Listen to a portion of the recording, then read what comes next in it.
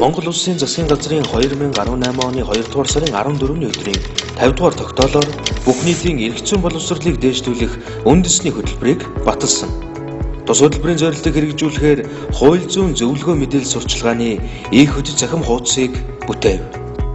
Иргэн таны эрх зүйн захим хөтөч их хөтөцийг хэмээн гэж юу вэ?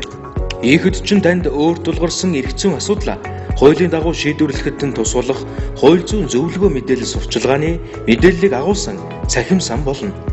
Орон зай, оршин суугаа газраас үл хамааран Монгол Улсын засаг захиргааны аль нэгжээс иргэн та их хөтөцийг хэмээн цахим хуудсанд холбогдсон хууль зүйн зөвлөгөө мэдээллийг өн төлбөргүй аваарай. Энэхүү цахим хуудас нь иргэдэд төрийн үйлчилгээний талаарх мэдээлэл болон эрх зүйн тулгамдж буй бүхэл асуудлыг хуулийн дагуу шийдвэрлэхэд туслах анхан шатны эрх зүйн зөвлөгөө мэдээлэлээр хангах нэгдсэн мэдээллийг сурвалж байх болно. Иргэн таны эрх зүйн цахим хөтөч их хөтөцийг хэмээн цахим хуудсанд хандсанаар иргэн та өөрийн эрх ашгаа хамгаалах мэдлэг чадвартай болохын зэрэгцээ хууль зүйн зөвлөгөө мэдээллийг нэг сурвалжаас авах боломж бүрдэх юм. Их хөтөч нь эрх зүйн хөтөч, төрийн үйлчилгээ, эрх зүйн баримт бичиг, хэлэлцүүлэг, зөвлөгөө, мэдээллийн сан, өмгөөлөл гэсэн үндсэн 7 болонтой. Эрх зүйн хөтөч болонгаас иргэн та төрийн үйлчилгээ, ажил амьдралтай холбоотой өөр тохиолдсон олон төрлийн асуудалд хамааралтай эрх зүйн зөвлөгөө мэдээллийг авах боломжтой. Тухайлбал газрын харилцаа хэсгийн газар өмчлөх гэсэн хэсгээс та мэдээлэл авахд дараах байдлаар мэдээллийг ангилсан байна. Үүнд хуулийн зохицуулалт, газар өмчлөх эрхээ хэрэгжүүлэхтэй холбоотой хуулийн зохицуулалтын талаарх мэдээллийг тусгаж өгчээ.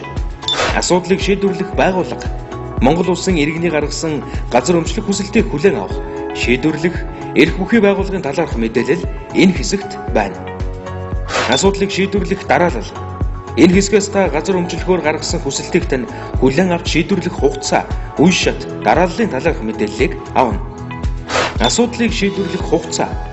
Энэ хэсгээс иргэн таны газар өмчлөхөөр гаргасан хүсэлтийг хуулийн ямар хугацаанд хэрхэн шийдвэрлэх талаарх мэдээллийг оруулжээ. Асуудлыг шийдвэрлээгүй тохиолдолд гомдол гаргах.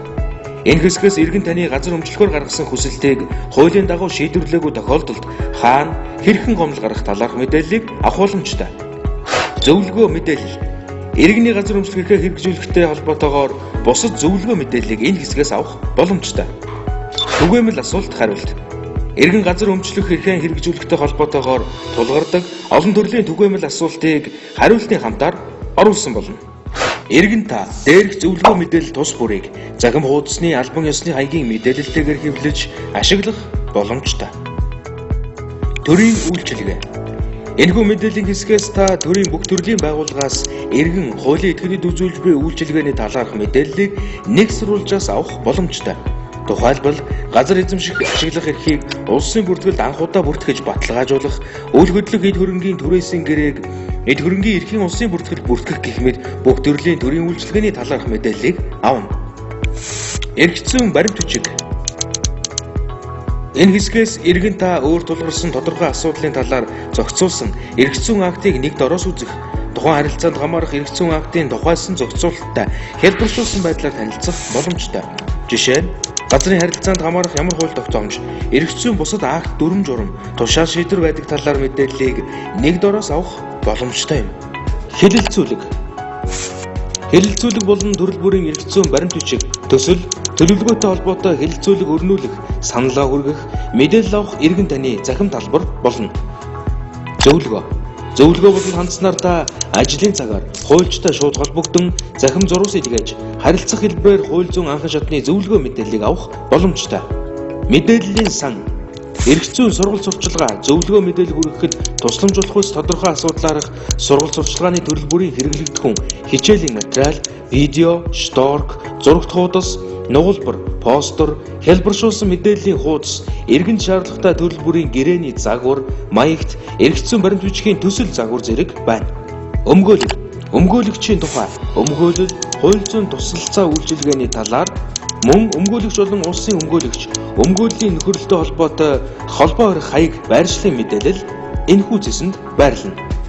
Хууль зүйн зөвлөгөө мэдээллийн цахим сан их хөтчөд хандаж та өөрийн оршин суугаа хот, аймаг, нийслэл, сум, дүүрэг хэсгийг сонгон орсноо. Тухайн дэвсгэр дэх төрийн байгууллагын талаарх мэдээлэл, тэдгээрийн чиг үүрэг, холбоо барих хаяг, бүтэц зохион байгуулалт, бусад мэдээлэл. Тухайн дэвсгэр дэх төрийн байгууллагаас үзүүлэх үйлчилгээний төрөл хэлбэрийн талаарх мэдээлэл. Тухайн дэвсгэрт хэрэгжиж буй төрөл бүрийн төсөл хөтөлбөрийн мэдээлэл. Тухайн дэвсгэрт үйлчилж буй нийтээр дагаж мөрдөхөөр тогтоосон эргэцсэн актын талаарх мэдээлэл. Тухайн дэвсгэрт үйл ажиллагаа явуулж байгаа өмгөөлөгчийн мэдээлэл, холбоо барих хаяг, утас зэрэг мэдээллийг авах боломжтой. Ий хөтөлцгийн маань цахим хуудас иргэн таны хууль зүйн зөвлөгөө мэдээлэл тусалцааны цахим хөтөж байх болно. Хууль зүйн зөвлөгөө мэдээлэл сурчлагын цахим сан ий хөтөлцгийн маань хандаарай. Хүн төрсөн цагаас эхлээд өөд болох хүртлээр хүмүүсийн дунд амьдарч нийгэм шиг шаардлагатай болдог. Нийгмийн харилцааг зохицуулахын тулд эргэцүйд төр, хууль зайлшгүй шаардлагатай байдаг. Хэрвээ хууль байгаагүй бол нийгэм ямар байх вэ?